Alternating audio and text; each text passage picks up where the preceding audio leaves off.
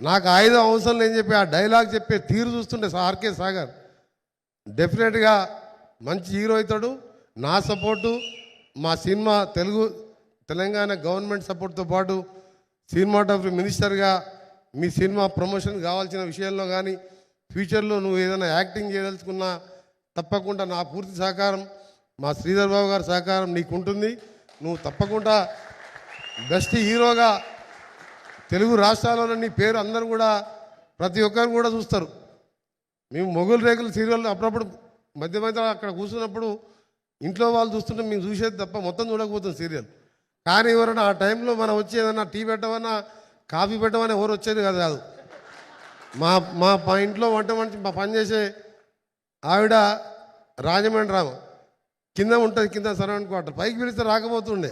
Serial అయిపోయి నువ్వు వస్తానని చెప్పేది. ఇక నేనే పోయి టీ పెట్టుకునే, లేకపోతే మా మిసెస్ని బదిలాడి టీ పెట్టుకునే పరిస్థితి. అలా అందరికీ కూడా సుపరిచితుడు ఆయన.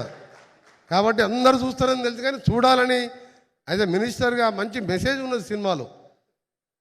క్రైమ్కి సంబంధించిన పోలీస్ ఆఫీసర్గా కరెక్ట్ ఫిట్ అయిపోయింది సాగర్.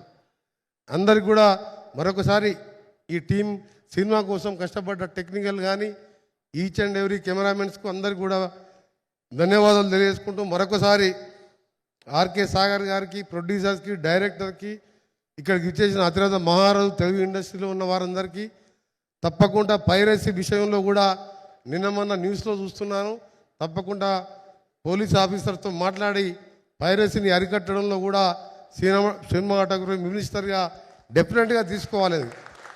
ఎందుకంటే చిన్న సినిమాలైనా పెద్ద సినిమాలైనా సమాజంలో మంచి మెసేజ్ ఇస్తున్నప్పుడు ఆ నిర్మాతలు కష్టపడి హార్డ్ అండ్ మనీ తీసుకొచ్చి ఇలాంటి కొత్త హీరోని పరిచయం చేస్తుంటే పైరసీ వస్తే వేలాది కోట్ల రూపాయలు నష్టపోతుంది.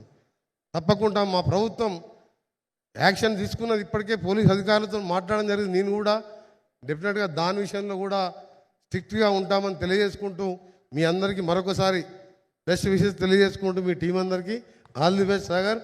Your future hero of Telangana and Andhra Pradesh. Thank you very much.